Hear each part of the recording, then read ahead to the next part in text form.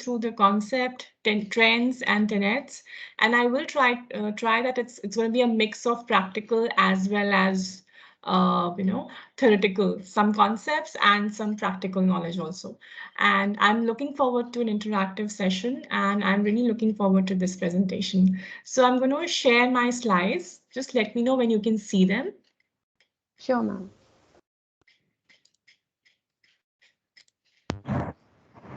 So can you see my slides? Yes, ma'am, we can see. So the topic is Conquer Content Marketing, Concept, Trends, and Tenets.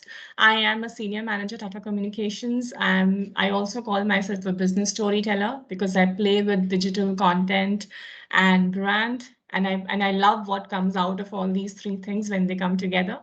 And this phrase you must have heard about, that content is king, right? So I just wanted to start this session by asking, I think many of you would know that, but how can any one of you tell me, and feel free to unmute yourself and speak up right now, that where does this phrase come from, content is king, and in which year? Any one of you knows that? And Bill Gates said the phrase "content is king," but I don't know his. Yes, yes. I don't know So his. yes. So Bill Gates actually said it way back in 1996. He wrote an essay, and all of you should probably know about this. He wrote an essay in 1996 about how internet is going to be the vehicle of content, and how everything, will be driven by content in the world to come. And we are in 2021 today, and we are all totally consuming content every day, whether it's business or personal. We are all the time consuming content, all the time looking for content. And this was a very, very magnificent prediction from Bill Gates, and he's behind this phrase of content is king in 1996. So I wanted to start my presentation with this, just to wake up everybody. And, I hope all of you got energized with this quote and this insightful knowledge that, Bill Gates had predicted this, and today we are all consuming content. Content marketing has come into picture in such a big way in the last 4 5 years that, it is a practice in itself. It was when I was doing my MBA, digital marketing, content marketing, I hadn't heard about that time. But today, digital marketing, content marketing are the main marketing methods to win the game in the business. And everything depends on digital content, and your brand has to be very, very, very much visible, interactable, open to engagement at all the digital and content platforms. And I'll just take it to the concept once. How do you define content? So this is a definition that I got after some of my research, because content in the business world, the way when we are talking, when we are working, we never think of defining content. We just think of creating engaging content, delivering it, and getting the results out of it. So, but an interesting definition that I found is that content is the substance of customer experience and engagement. Content is the way you offer customer experience and engagement. I would also want to, delve that it's not just customer, it's your employees, it's your partners, it's your prospects, anyone and everyone that you want to engage with, you engage through content. And I've also listed out a list of content formats, like when we say content, what all do we mean? So whether it is a white paper, something as serious as a white paper, or whether it is just a social media tweet, everything is content. When you're looking at your Instagram, you are going through content, visual content, textual content, video content, and there are so many more formats. This was just an interesting representation of the list of formats that I got. So I presented it here. And but I'm sure you must have been, you must have been preparing or working or interacted with many such content formats. Some of them, like, a video log, blog, ebook, um, FAQs, quizzes. In today's time, we do a lot of polling, right? We poll on LinkedIn and on various other platforms. Podcast. So voice-based content is also very much in. Voice-based content is one of the latest trends also that we are seeing. So you will, I'm sure you must have heard about Clubhouse, many of you. It's a new social media channel which works on voice. Basically, you join a conference room, a virtual conference room, and you talk. There are no pictures. There are no pictures being shared or anything. It is just people are just talking together and interacting with their voices. So voice-based content is also a very latest and in trending part of content. Traditional content, I'm sure you must have heard of white papers, case studies, even webinars and live sessions are also an important way of communicating these days, especially during the pandemic. So I have listed many of these content formats. I'm sure you would be familiar with most of them. Uh, and we will know more as we move further in the presentation. So just this slide talks about why is content king? What is it that content does that we call it king? And as explained before, content is the way you communicate with your customer, partner, employees, prospects. It's the way you build authority, by giving the right content, quality content, timely content. If you're posting interesting news about your industry, if you're posting interesting reviews about your industry, how often you do it, the frequency, and if you do that consistently over a period of time, you will build an authority on that content, on that industry with your content. And of course, it helps you in growing your brand, extending your reach, and finding ways to engage with customer. And it's very important. Content is the most effective, qualitatively the most powerful way of connecting with your customers. If you give right content, you will get customer engagement and they will engage with your product, and then they will become lifelong customers or they will buy more services. So all forms of cross-selling, upselling is done by pushing the right kind of content. That's why content is king. So what is content marketing? Planning, creating, and delivering effective content to achieve marketing goals. And that's a very plain definition of content marketing. That's how Content Marketing Institute defines it.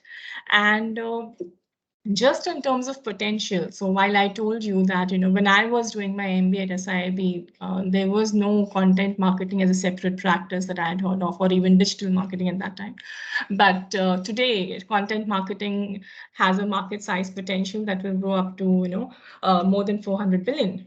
And this is a prediction by analysts from Technavio. Similarly, there's an analyst firm called IDC. I have not added that in my slide deck, but they have also come up with a report on content marketing and how it's going to change, what are the trends, what is going to happen in content marketing ecosystem. So the point I'm trying to make is that content marketing is going beyond a practice in marketing, and it's a huge ecosystem in itself. Hence, as B-School students, it's very important that you grasp it, read more about it, be aware of it. And yes, I mean, if it inspires many of you, you can definitely make a career in content marketing. It's a very, very dynamic field. Things change every day, every minute. You have to be up on your sleeves all the time, and you will learn a lot. But yes, you need to know your stuff really, really well. So with this, I'll move ahead. Okay, so the purpose of this slide is that I'm trying to connect what I mean by content with what is actually going to close the profits for the company. So how do we connect content formats to the buying cycle or the purchase cycle, wherein we actually get a customer signing up for our product orders and taking our services.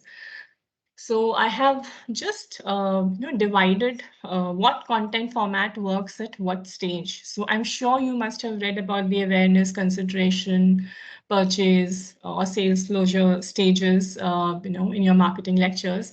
But which content format is typically usually used for which stage is what I have tried to explain here. And it's important for you to know, because when you're making a content marketing plan, you will have to address to all the stages of the customer life cycle. And so when we are doing awareness, we are typically going for an educational content, like a white paper or a webinar.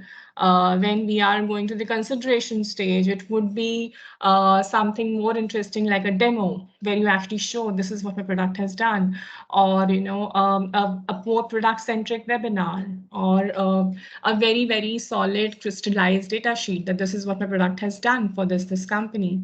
And similarly, when the customer is close to taking a decision, then you will have free trial. You would like to push for a free trial, and you would like to push for something which is more easy and more handy for the customer to try the product before he actually buys it.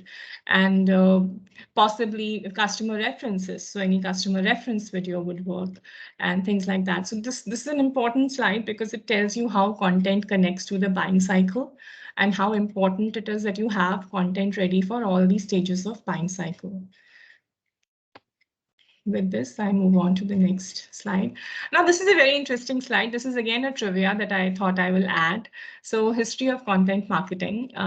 So, how many of you have heard of the Michelin stars? You must have heard, right? This particular restaurant is a Michelin star restaurant. How many of you have heard about it? You have?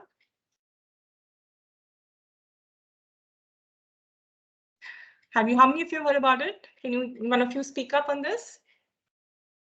So it's like the highest rating which is given to specialty restaurants, Yes. where a team of like unknown people, they just come and review it. You wouldn't know that they're coming to review restaurants.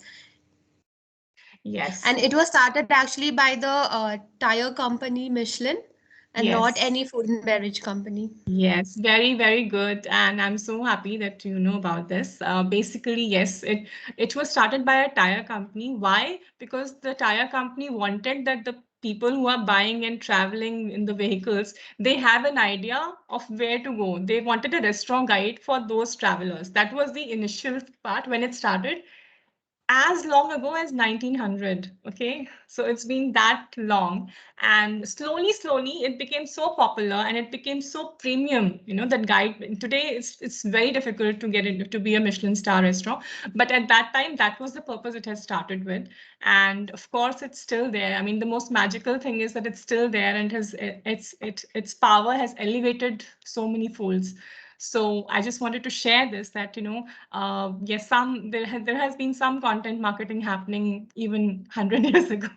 So it's interesting. And the second example that is here is also of a company. They are into, I think, farming goods. John Deere is the name of the company, and they started a magazine, The Furrow, even before 1900. So this magazine was started somewhere around 1875, and again, the most magical thing about content is that it's this magazine is still there, and people are referring to it. So the point I'm trying to make is that people have leveraged content marketing in very, very unique ways, and as magically that it is still relevant even as we are talking today. So it's an interesting trivia to share. I just wanted to engage all of you. Okay, we come to the trends of marketing. What's trending in content marketing?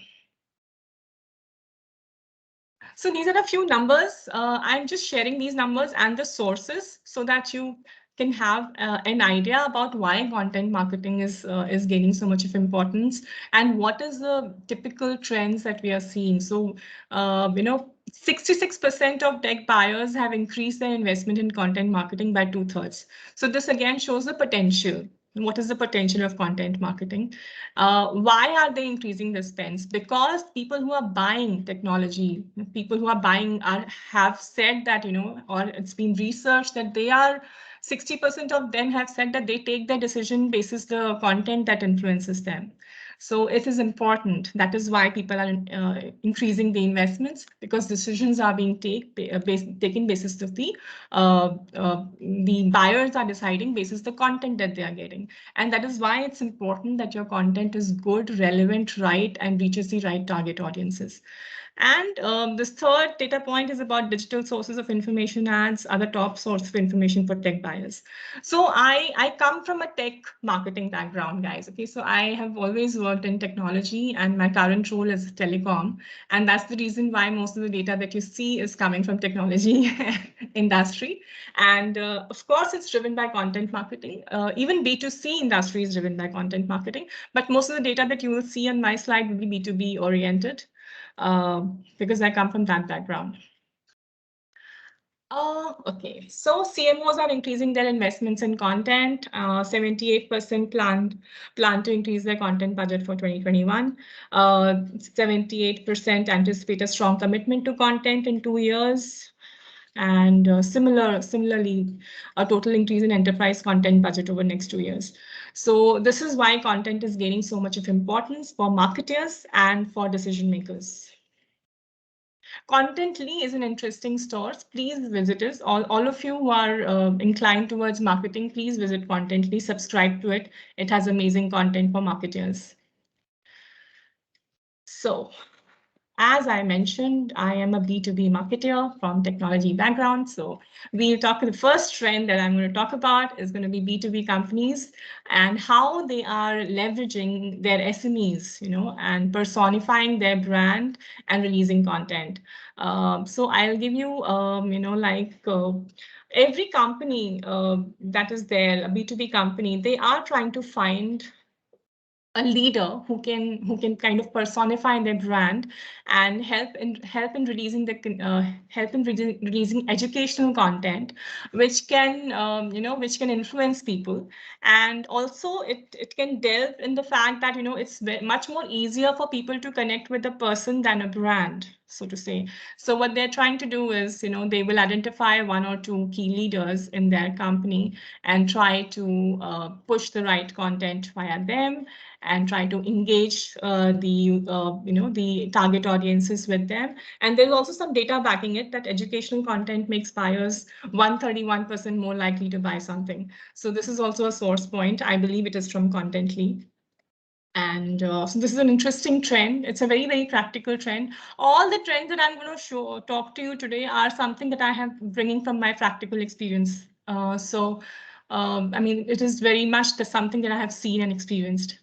The next trend.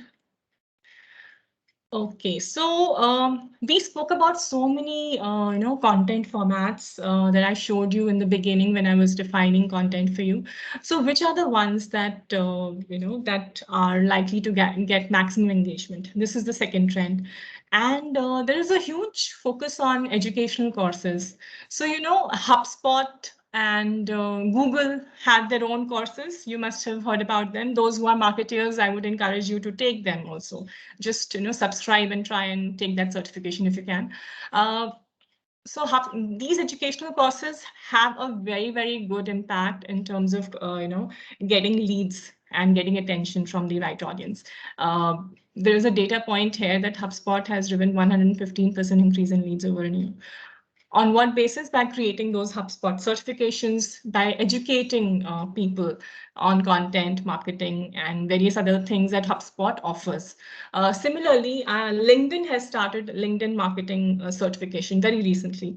And Google, I'm sure everyone knows about, but even LinkedIn has started that. So these are the ways what content format really engages the most. I'm sure in current edtech environment, you may have seen many other courses also that comes from Upgrad and many other such edtech companies. So I think that way also there are many individual marketers who have signed up for courses, and they are trying to sell their courses via those platforms, and they are also getting a lot of there's a lot of traction that people find. So the point I'm trying to make is the connection between the first and second trend. First trend talks about having a personality and a spokesperson for the brand who can release the right content, and the second trend talks about a person creating his own brand by offering educational content. So there's a connection. I hope you can get what I'm trying to say here.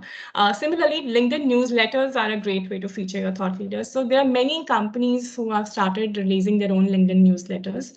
Wherein these newsletters would end up in the boxes of people who are following that particular company.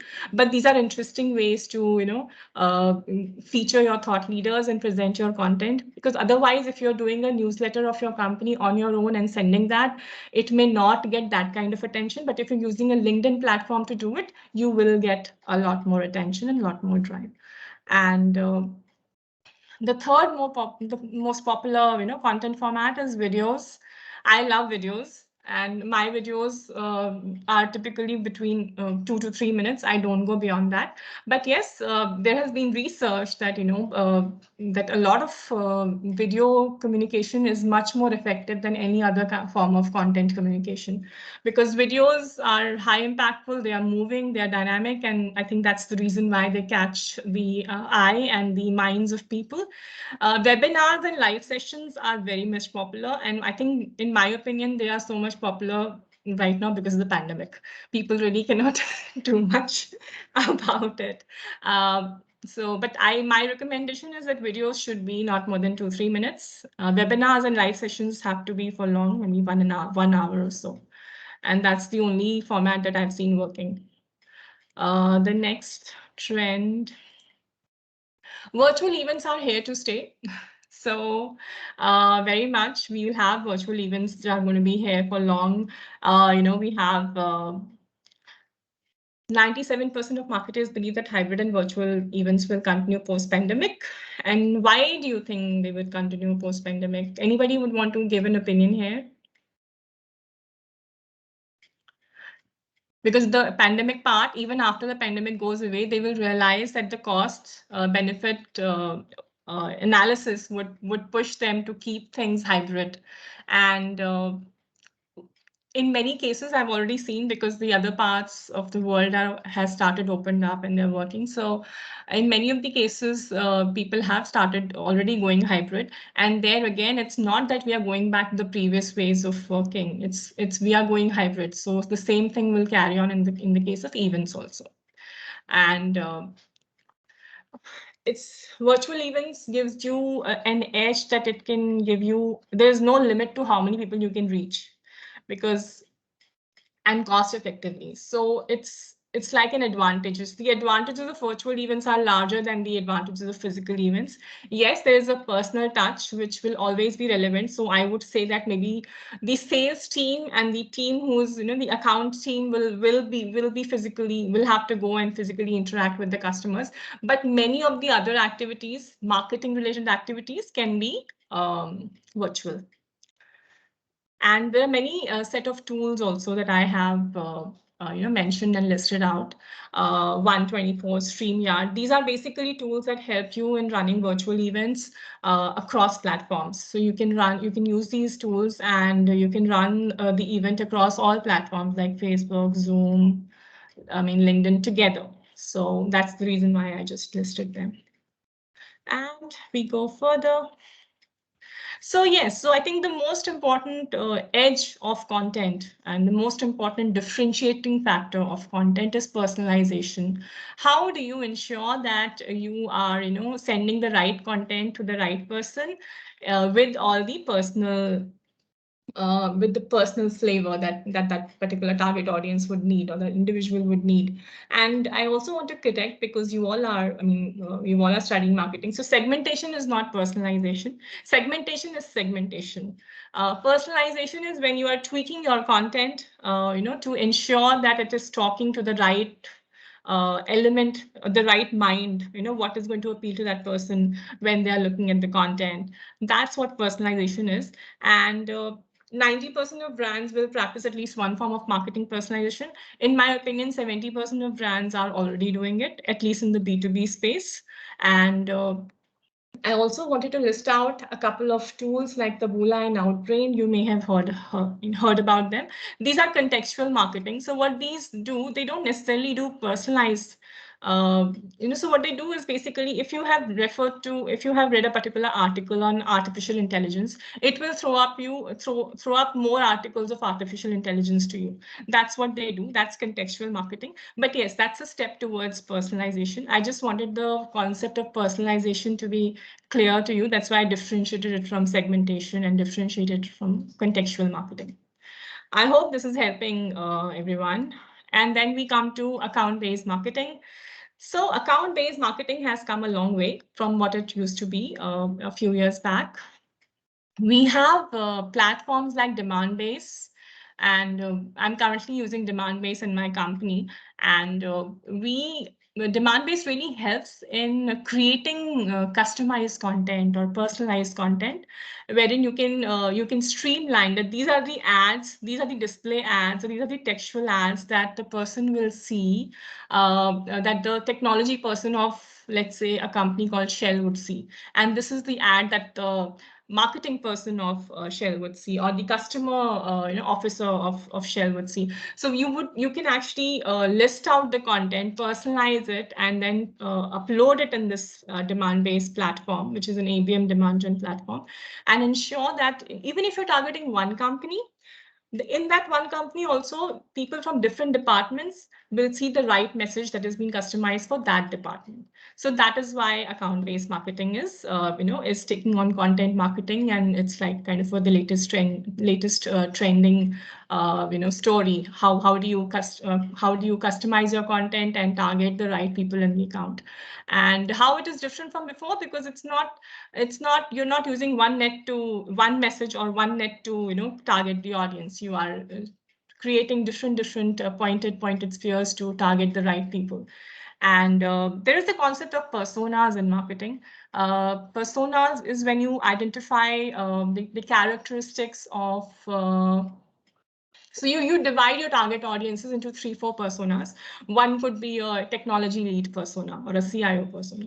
The other would be a sales lead persona. So if I want to sell a software to them, or if I want to sell a telecom product to them, what is it that the marketing person would want? Whether my customers, my users are able to able to get what they want quickly. Technology person will be worried about, I hope all the other systems are there and we can support it and scale it the way we want. So you have to customize your messaging for various personas. Personas is an interesting concept, and possibly I'll talk more about it further. So social impact storytelling. This is also an important trend. And I'm sure most of you, when you look at an advert or an Instagram post or anything on LinkedIn, wherein, if the company is trying to do something for social impact, you are more likely to, engage with that content. You are more likely to possibly even buy, that product, because you know that some part of that product is going to go to help the women or help underprivileged children and things like that. So that is really trending. Social impact storytelling. And there is a data point also that 70% of consumers want to buy from companies that share their value. And some of us can be passionate about child labor. Someone can be passionate about female, women empowerment, or girl education. So things like that. So people are using these platforms, social media platforms, and various other content platforms to create that connection with their customers. And it's working for them. So that's interesting. The 7th trend, voice content to emerge stronger. So there's a app called Clubhouse, which is getting a lot of popularity. And again, it's a voice-based, voice-based interaction, and it's become very, very popular. So I'm sure I would suggest that some of you can try it, or you might already be on that platform. The 8th trend is that brands will get more out of social media by inverting paid and organic tactics. So I'll explain this trend. This trend may be a little, maybe it needs some explanation. So what I'm trying to say is that earlier, when we used to talk about brands doing their social media activity, you will find that at the awareness stage, they will do a lot of organic posts, which means that they will do a lot of unpaid posts, just organic posts, wherein you're not putting your money or pushing the content by any monetary means. This is just organic messaging across all your social media channels. But now the trend that has come, that content marketers have observed, is that people have started, putting their money in the awareness stage, and because they have realized that it's important to throw quality content uh, to the more number of people you can target at the awareness stage, the easier it is for them to move further and reach the higher cycles of the sales cycle. And this is an important trend. This is an eye opener for me also, because I was also thinking of the other way, that it would be organic post first for the awareness stage. But this is an important trend, and I hope the slide explains it. How much time do we have? Do we have some more time? Can we watch this video? Yes, ma'am. So I'm just going to share this video. 1 second. Let me know if you can hear it. I'll just reshare it with the voice included, just in case if there is any.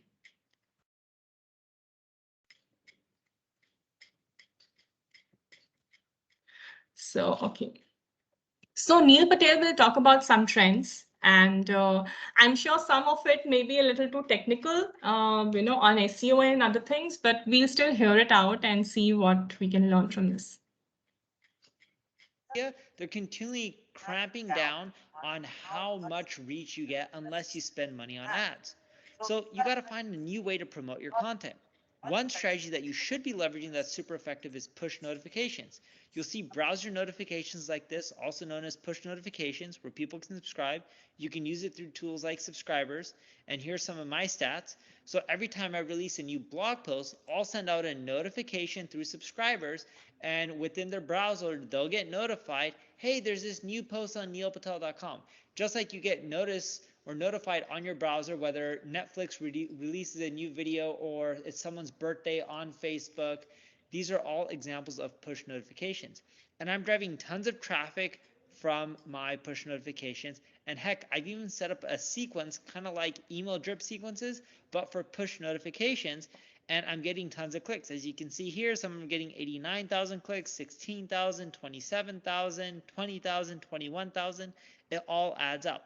And I don't want you to stop there. Use messenger bots, email marketing, remarketing, and even repurpose your content and leverage that same piece into audio form, video form, or vice versa. So if you don't rely on SEO and social media and you leverage some of these strategies, you'll notice that your content will start getting more views, and indirectly, it'll also start doing better on the social web and through SEO. Trend number 2, you have to start translating your content. You no longer can just focus on English. The biggest lesson I learned from a Google employee is that the majority of the people in this world aren't English native speakers. And I'm like, yeah, I know that. There's nothing new there. But they're like, no, you don't get it. It's not that they're not native English speakers. They also don't search on Google in English. They use all these other languages, but English tends to be the most competitive language for SEO. So I was like, and then I started surveying and looking at a lot of corporations, and we ended up learning that people's biggest traffic gains came from translations. So it's like, oh, wow. So we started translating and transcribing our content, and you can use Ubersuggest to help you out with this. And it'll even tell you what keywords are popular in each of the countries. And when I started doing this over time, United States only ended up making up 20% of my traffic. Brazil, India, United Kingdom, Germany, all these other regions started really picking up steam because I started creating content in Italian, German, Japanese, Portuguese, and all this has really helped my traffic grow over time. You need to start doing this now. You have no choice just because it's so competitive in English. Trend number 3, you'll spend more time updating your content than creating new content. Can you guess how much content I write on a weekly basis? It's actually just one post a week. Can you guess how many times my team updates older posts? It's actually 21 times a week. I'm writing one, they update 21 older pieces of content. If you look at what's led to big traffic gains for companies who are leveraging content marketing, It's a lot of it is updating old content. It's actually more than blogging more from what we're seeing. We serve it over 200 companies. So if you update your content, you'll generate more traffic than if you just focus on writing more content. And if you look at my traffic, getting a lot of visitors, a lot of it's due to updating content.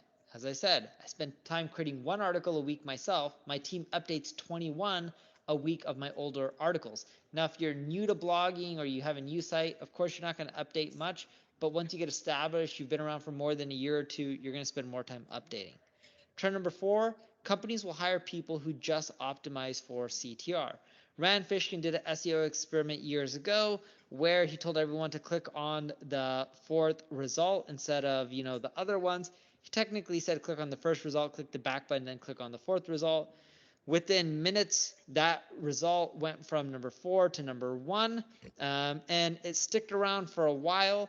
And that was because of click-through rate. That tells Google that, hey, people prefer this listing instead. So you need to get more clicks, and you do that by optimizing your title tag and meta description. Eventually, you're going to see companies hiring just for that. Some 10 hacks that you can do to get more clicks.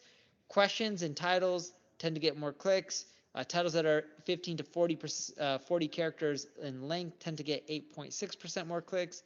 You get a 45% increase in CTR when the keyword that someone searched for is the exact URL. Not necessarily your domain name, but the URL part, right? The ending part of your domain name, like slash, whatever it may be. Power words like amazing, effortless, increase click-through rate by roughly 13.9%. You get a 7.3% higher click-through rate for titles that contain emotions versus ones that don't. You also get a 5.8% higher click-through rate if you have a meta description versus letting Google put whatever they want for your meta description if you didn't create one. Titles with years tend to generate 4.9% higher click-through rate. Evoking curiosity like the 7 benefits of green tea. Number 6 will shock you. What's number 6? Wow, I'm curious. That tends to increase click-through rate by 5.9%. And titles resemble education get 10.4% more clicks. And you can also look at paid ads for inspiration. Trend number 5, you'll have to learn SEO in a new form. What I mean by this is content these days isn't just about text, it's also about video. I rank for a lot of terms on YouTube. I'm also getting tons of traffic from YouTube, as you can see here. I'm doing that without paid ads, but the way I'm doing it is through YouTube SEO. You want to promote the videos really hard and heavy in the first 24 hours. Use tools like Ubersuggest to include keywords in your titles, your meta descriptions, add the tags and the keywords. Mention those keywords within the video. You want to use the hot script by Sunny to hook people in. If you're not sure what the hot script is, just Google hot script Sunny YouTube. You'll see a video that breaks down how to leverage it. These are all examples of YouTube SEO that can help you rank higher. So you're going to have to start learning this kind of stuff because content isn't just text-based. People love videos these days. Trend number 6, you'll have to spend more time on CRO. CRO is conversion optimization. Just think of it this way.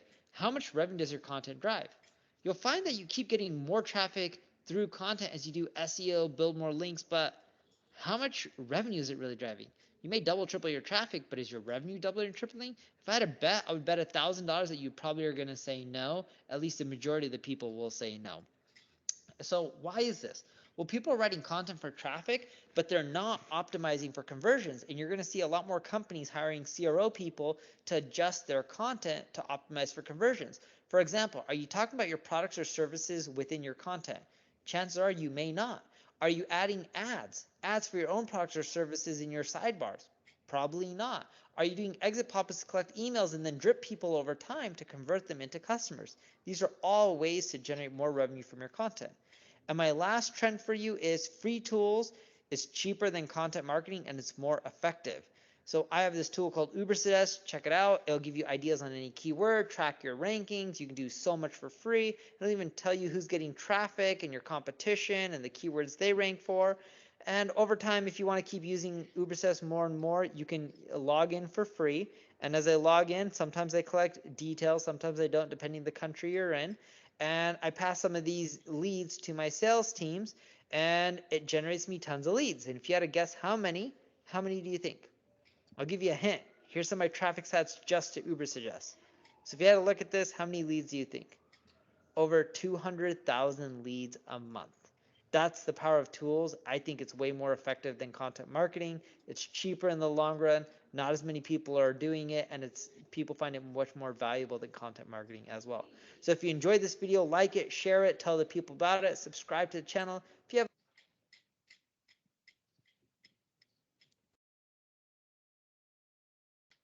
I hope you enjoyed the video, and the video was actually, it's a good place to learn about content marketing and even beyond content marketing.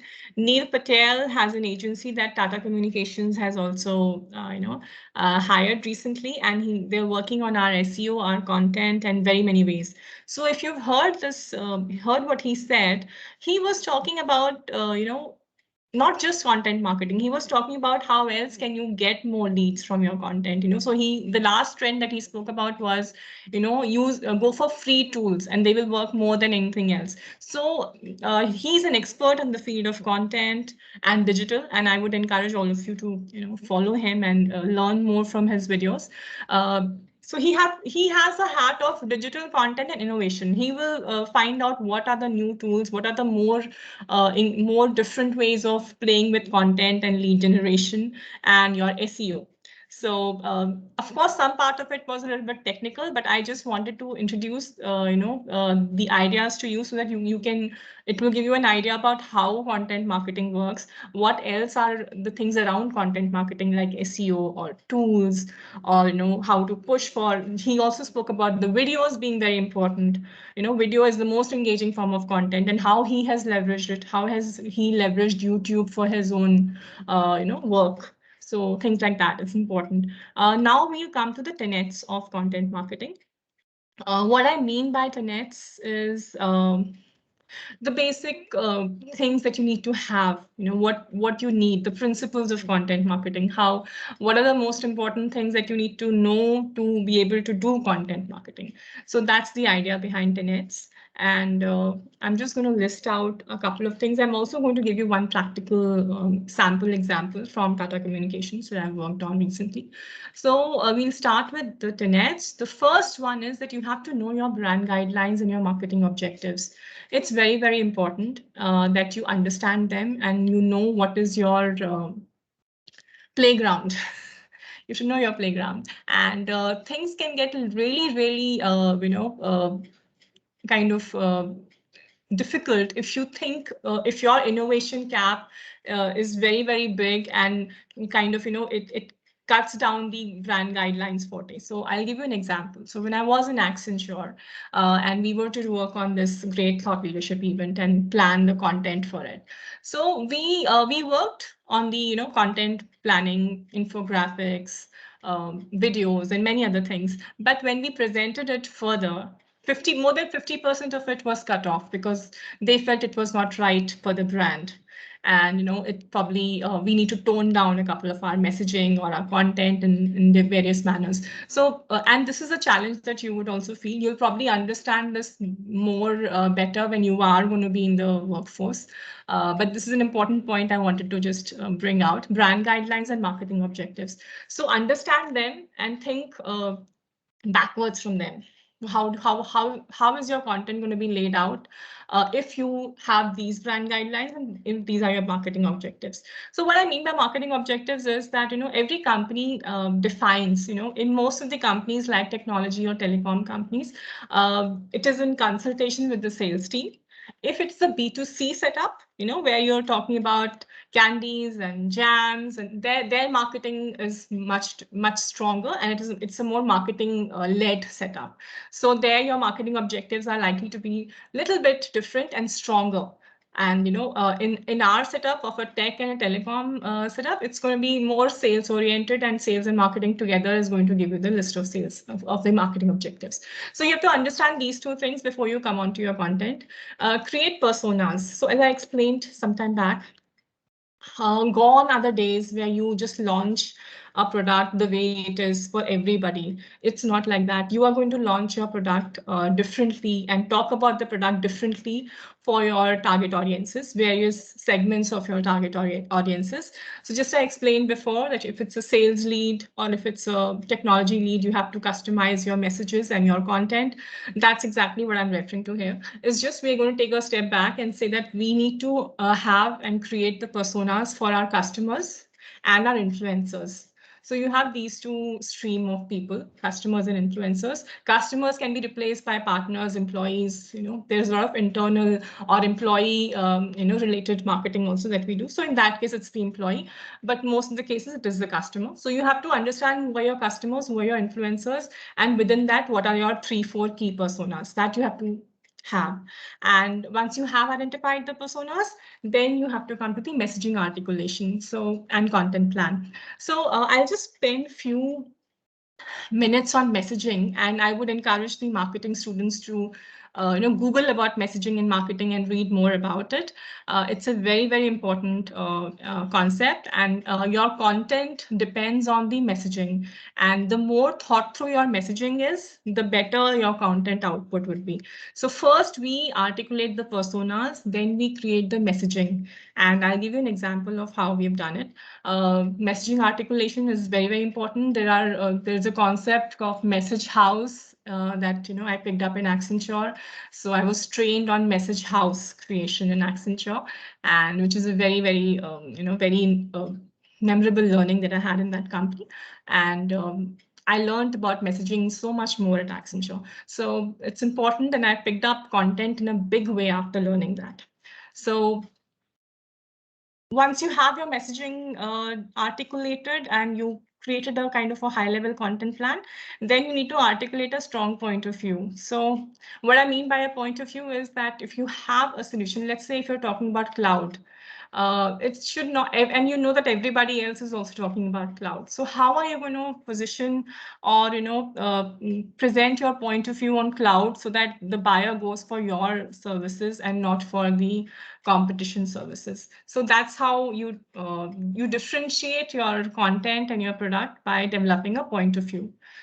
So for that, you need to understand the product very well. You need to understand the competition very well. It's very, very important. And that's how you were going to differentiate your point of view for the product through your content. Customer journey mapping. This is important. It's basically what it means is that you need to have the right content for every stage of customer journey, which I explained in the beginning also when I was taking you through the awareness, consideration, and decision-making stages.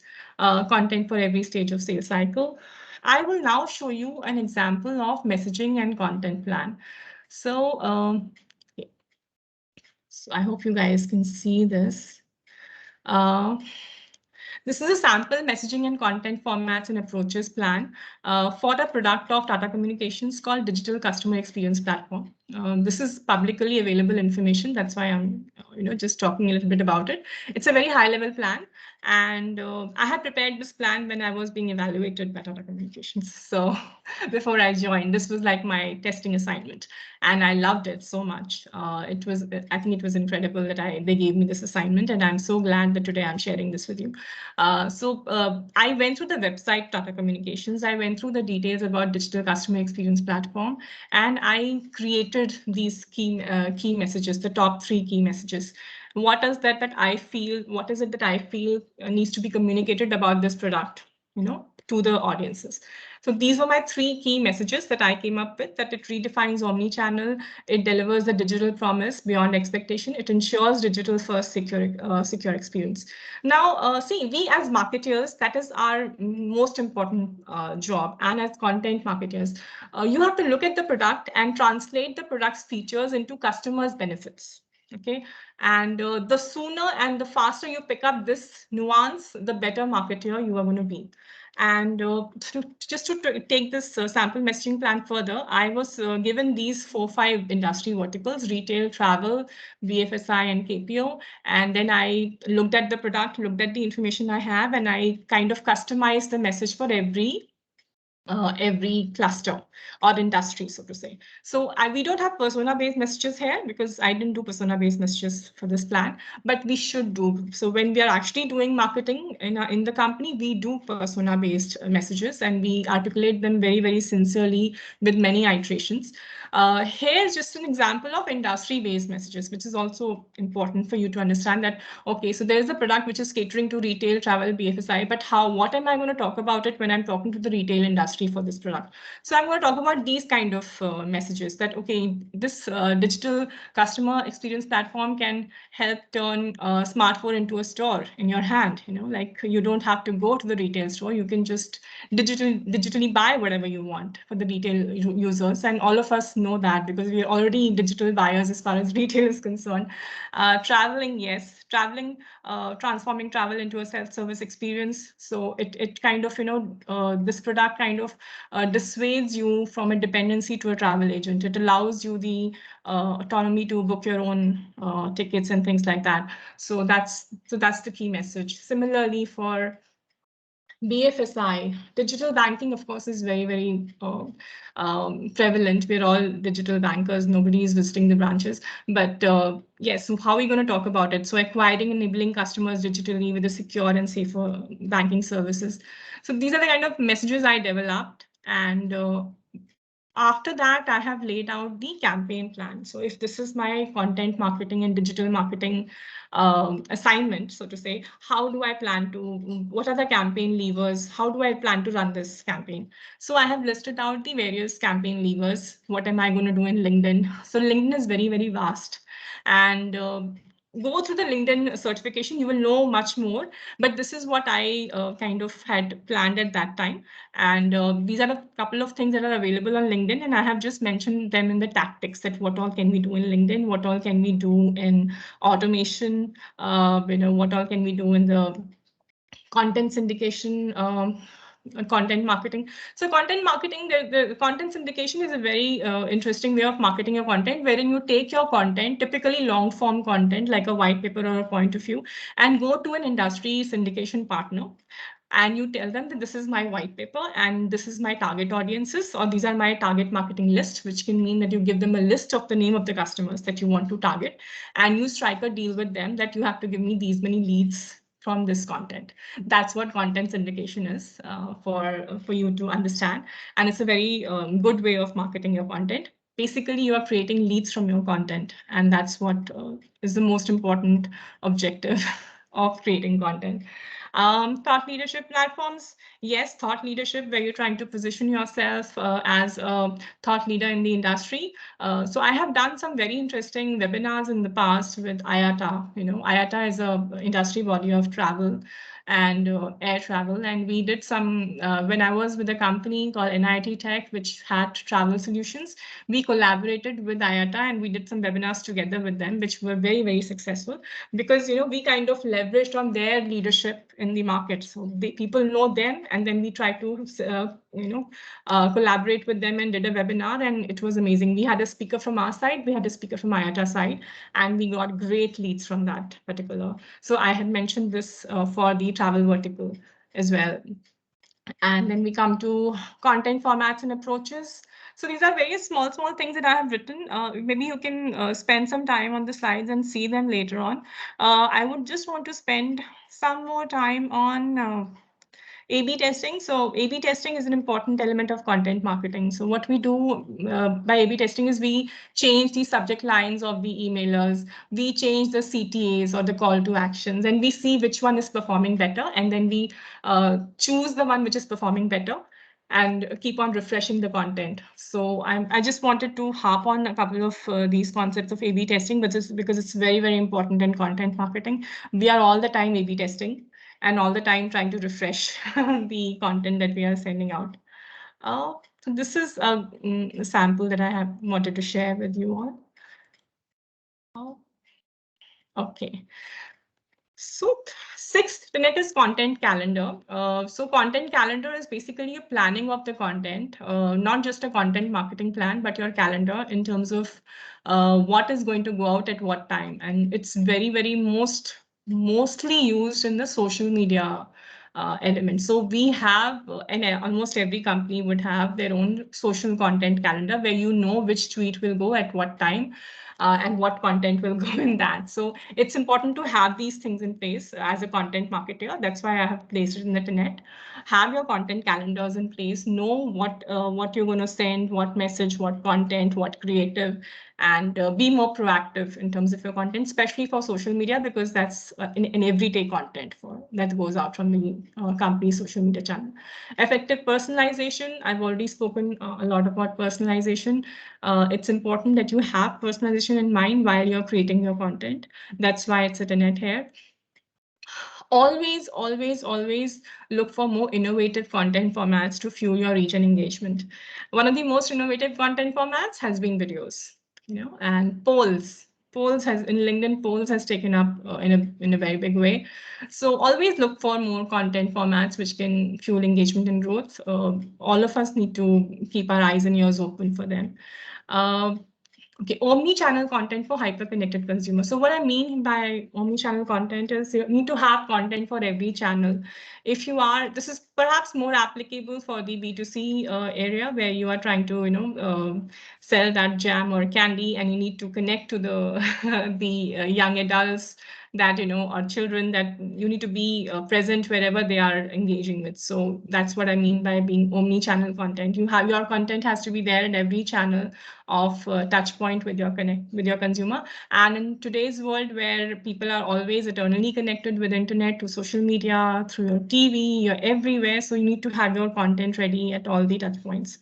That's a tenet. And build authority and trust with your target audience. So as I explained in the beginning, when you start creating quality content and releasing it consistently, frequently, you are going to build an authority and trust with the target audience, and they are going to, respect what you say, not just engage and buy your products, but they are going to look at it look at you as a leader, as a thought leader, and as a trusted leader in that area. And that's how the content will help you in growing your brand also.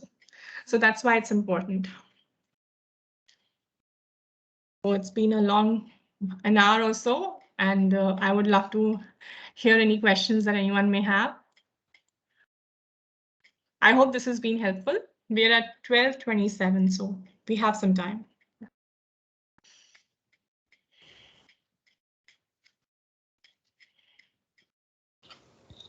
Any questions? Shorasi, are you in call? He had a question, ma'am. Yeah, I am in a Yeah, call. yeah. So I'm just asking you a question. Like, as a consumer, if I'm talking about my perspective, I'm getting bombarded with all kinds of mails of products and services, right? So now, but I really find them engaging, and some of the brands just keep spamming in my mailbox. So what I do, I just open the mail and see the heading and move on, unless there's something really creative. So, ma'am, I'm just asking about your perspective as a content marketer. How do you make sure that that the target consumer will actually read your content and they will actually visit your website as well? And do you think that personalized mails or personalized content is the only way out? And, ma'am, it's not just about the mails; it's about all kind of social media contents. Yes. So yes, to answer your question, is personalization the only way out? I would not say that that's the only way out. I think there are always innovative ways of engaging to the content. You can create a good video, which need not be personalized, but it just it just has a great way of communicating the benefits that your product has given, and that can be impactful. Also, the first part of your question, that you are being bombarded by many brands, some you like and some you don't like, right? So which is very true, and that is why I mentioned about A/B testing. So I, as a marketer, I send emails to my my target audiences, and I look at which are the emails that they open and which are the ones that they don't open. And I'll tell you, we go to the details of it. So we go to the subject line. What subject line has got the click? Which subject line has not got that click? When we are creating the creative banners, there are CTAs, call to actions. CTA is a call to action. And how many people, if they have opened the email, have have they clicked the CTA? Have they really come to the website? Oh, they have not come. So is this working? Is this not working? We are constantly A/B testing, and I am a B2B marketer. So forget about B2C marketers, how much they would be, people who are reaching individuals like you and me, they would be doing a lot more of it. I do agree with the fact that there's a lot of over communication that happens, and that is where the quality content is important. What quality of communication you're sending, and I don't recommend. So what I'm trying to say is that, there are rules in my marketing automation engine that you cannot send this particular, technology buyer or the CIO, you cannot send him an email within 2 weeks of sending him one email. So there are rules like that, which I don't think every brand follows. And that is why people like you and me are bombarded with so many mails. And in fact, I would go ahead and say that I ordered a cake from a company, I wouldn't want to name at this forum, and they chased me so badly for a feedback that I totally blocked them. I said, I will forget about giving you feedback. I don't want to see an email from you. And considering that I'm a marketer, I'm supposed to be empathetic, but it was just a too bad experience for me. And I understand this point. I think that's where the quality part comes in. That's where the A/B testing part comes in. And yes, all of us want as marketers that people should come to our website. So if they are not coming to the website, what is it that is going wrong? Email is, of course, one channel. There are many social media posts. I think every social media post that we do has a link that takes them to Tata Communications website. It has to have. So, or there's a video or something, that is, just communicating. So videos are one innovative ways of reaching out to people and communicating without much personalization, so to say. That's about it. I agree with your viewpoint, and I hope you've got the answers from me that there are things like A/B testing, there are things like CTAs, which we check. Are we getting the response? If we are not getting the response, then we need to hold back. Some brands have rules about holding back, and some brands may not have. So that's why we feel bombarded. But that's a good question. Thank you, ma'am. Thank you so much. Yeah. How many of you are marketing majors? You raise your hand.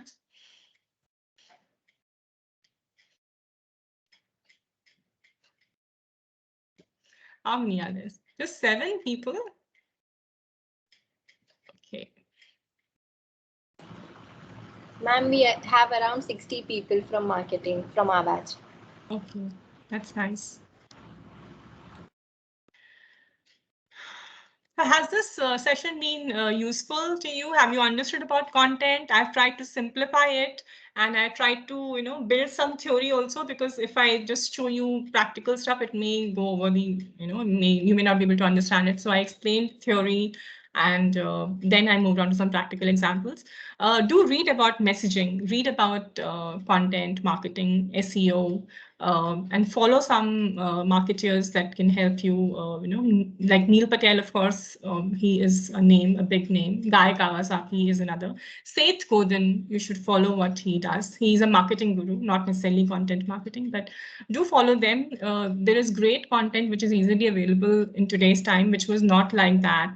It was not like that when I was in SIIB. So I just wanted to point out that, make the most of the information that you have. Go for these certifications, LinkedIn, Google, if you can. It's a great way of learning and to add on to your skills, practical skills that will help you. Any other question? I'm so happy to be at SIIB, actually. Yes, ma'am. We have another question from Sneha. So she's asking, how do marketers see the future when Google is going to end the use of cookies? That's a very good question, Sneha.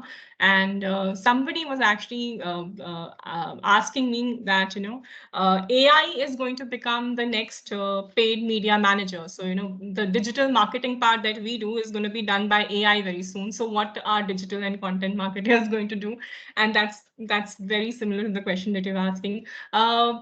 See, the privacy of users and the information that they don't want to share, or information that they are comfortable sharing, these are very testing times, in terms of user data and their privacy. And in some part of the world, just like Google is going to end the use of cookies, to be very honest, I don't see that practically happening, because you have an example of Mark Zuckerberg, who has, in India, he is asking for all the details via WhatsApp, while there are norms in various other parts of the world.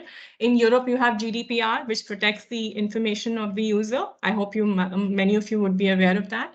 So the point I'm trying to make is that the world and the people are trying to protect their information, but internet and the companies that are based off internet, like Google, Facebook, and other companies, they are going to have their own way of making money and making their business. So it's going to be a little difficult. How do marketers see the future? I think marketers have to be very wiser. Marketers have to think of more innovative ways of reaching out to the customer without data breaches, or without getting any information from them which is which we are not supposed to get, or which we're not supposed to use. So it's going to be, for marketers, it's a very interesting time, because things are going to change. Some part of digital content marketing might be done by a chatbot or by artificial intelligence, like, which is already happening. You have chatbots. When you go to a website, you don't need to call a customer service agent. You can just talk to a chatbot and get half of the information that you would have needed otherwise. So these are very, very different.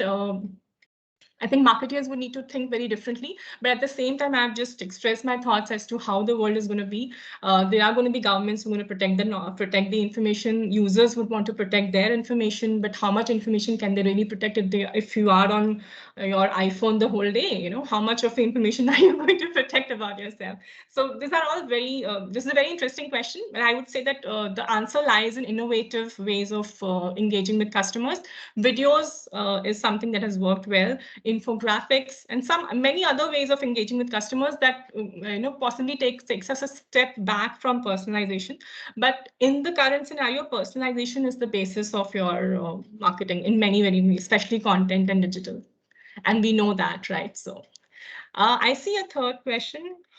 Is there a difference between B2C and B2B? Yes, there is a big difference between B2B content marketing and B2C. So let me just give you the one or two key differences between B2B and B2C. B2C is your fast-moving consumer goods, business to consumer marketing.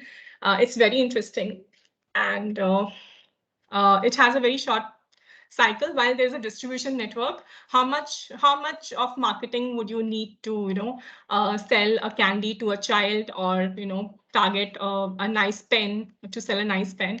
So that's what B2C is. I'll just harp on the difference. So B2B has a much larger, longer sales cycle, so to say. Okay, so you have partners just like you have distributors in B2C, but the cycle goes on for so if I'm trying to sell a software, it can take 1.5 years to sell that software in a B2B setup. And how is B2B content marketing how is the content marketing different? So content marketing is based on a lot of influencers. We collaborate with analyst firms like IDC, Gartner. We try to create content with them. So what happens when we create content with them? That because they are the leading names in the industry, what they say matters, and we have collaborated with them. So our content has elevated, and more of our target audience is likely to hear what we say. So one part is, you basically collaborate with industry analyst firms, or you collaborate with other advisors. We have a concept of sourcing advisors also in B2B, where if you have a large deal, and if you are a company, and if you have a large outsourcing deal, you may not want to take the decision on your own. So you will have some sourcing advisors like TPI and some others.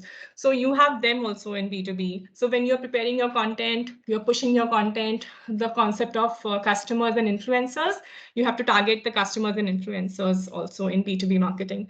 So the sales cycle is longer. You have many other people. It is not just one child or one young mother or one young teenager. It's a group of old people, and they have to collectively decide whether the product is right or not. So depending on these differences, the content is also different. Content syndication is popular in B2B. Your collaboration with industry analyst firms is an approach for B2B. And yes, one more difference between B2B and B2C content is that we go for B2B channels. Like if I have to market my cloud solutions, I will go to LinkedIn.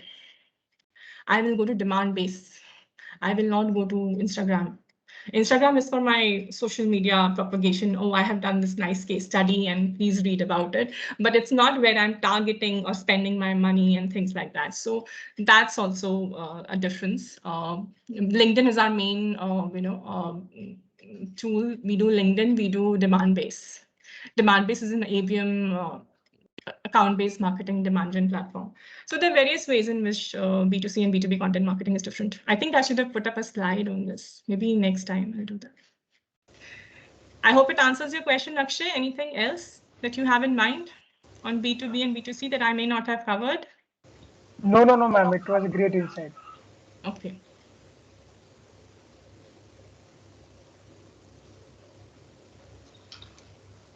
Any other question?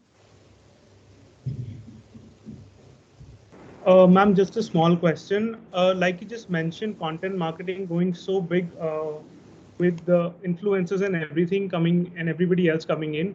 How do you see the future of advertising? Do you think content marketing is going to overtake advertising in terms of reaching out to customers? Yes, that's a very good question. I think it has, in the B2B scenario, I think it has already done, is what I feel. Most of the advertising, I think content marketing is more powerful than advertising for a B2B setup. It has already become like that, in my personal opinion. But if you look at, the content marketing, the way it has changed from a marketing practice to a industry ecosystem, yes, it is giving good competition to advertising. I think the two of them are going to merge. I think in some time, that's what I feel, because when I was showing you some data, this, some time back, there were some sources that had picked up, some source points were also from the advertising industry. So advertising industry is already talking about content marketing, and in ways, I think they are going to converge.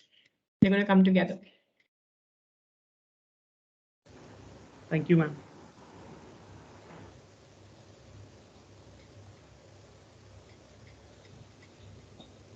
Hello, ma'am. I have a question. Yes. Yeah, ma'am. So, how much content should be ready before and we start any campaign? Very good question. So I'll share with you. You need to at least have content ready for every stage of your buying cycle. So that's why I explained the content format and the stages. In that, you should have at least 5 content pieces for every stages. That's how we target. We are always running behind the schedule, but that's how we usually target, at least 5 types of content for every stages. And now I'll come to the practical part that, okay, Namita, if I have to, we have 5 white papers, infographics and everything. So when I'm actually running the program, running the content or creative on LinkedIn or demand based, then what do I do? So there, I'll tell you, we need to refresh our creatives every 2 weeks, so we are always at least 30 odd creatives we should have in line to be totally ready. And we do A/B testing also. So we see what's working, what's not working. Our emailers are, I think, for every proposition, we would have more than like 20 versions of emailers, and we would have similar kind of versions of subject lines, and we do test. You have to have your marketing automation. So it's not, content is very vast. For every aspect, I would say long form content, at least 5 pieces of content you should have. Short form, there is no limit. Creatives, there is no limit. Thank you, ma'am. That's a good question, man. You've thought through.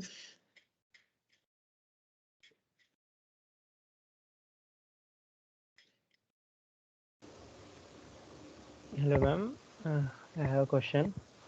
Yes, Abhishek. Ma'am, as an MBA student, right?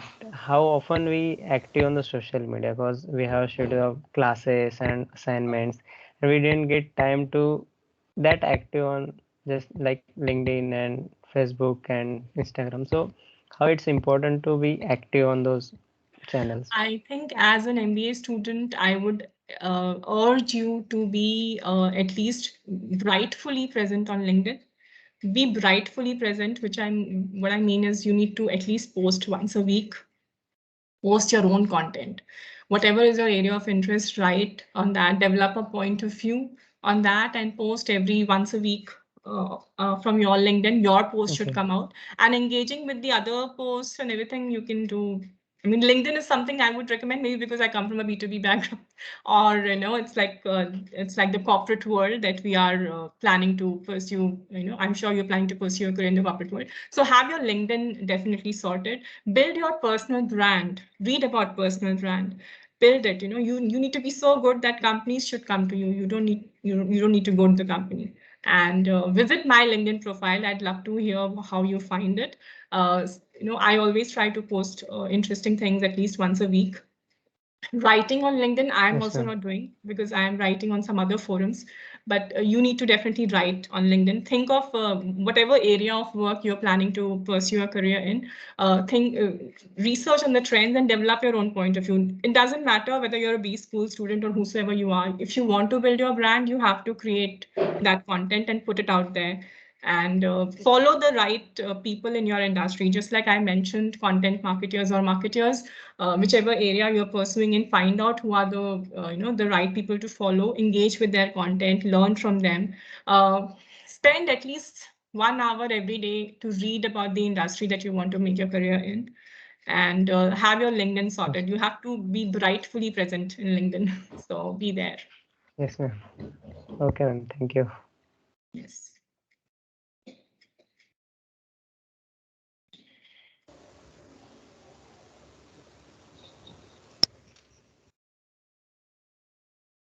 Do we have any other questions? You can also type in your questions if you have in chat box. And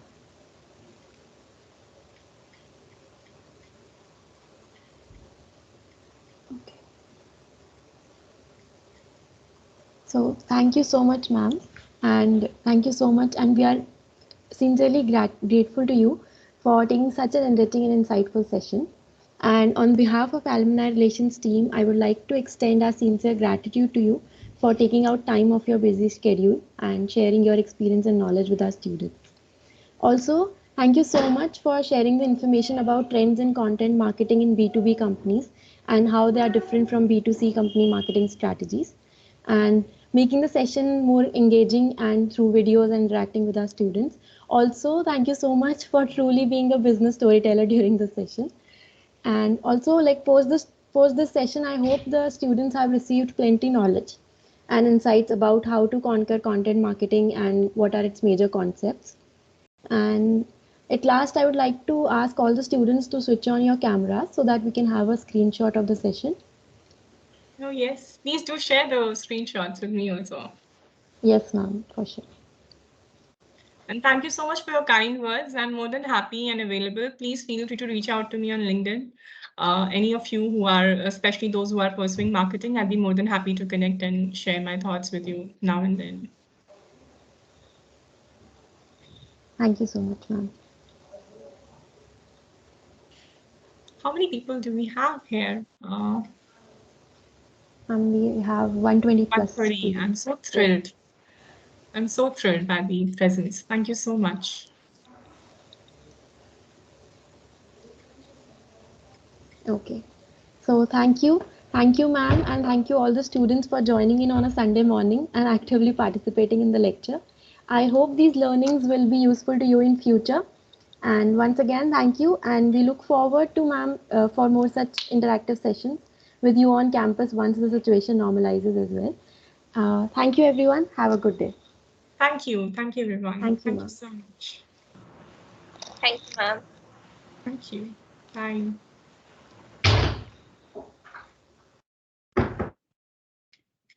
Thank you, ma'am.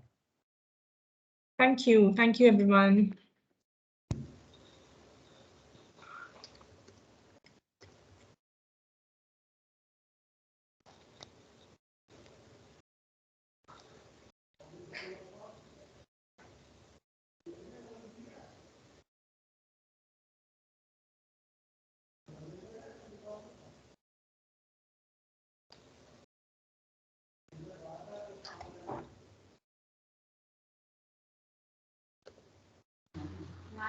Team, you can stop recording.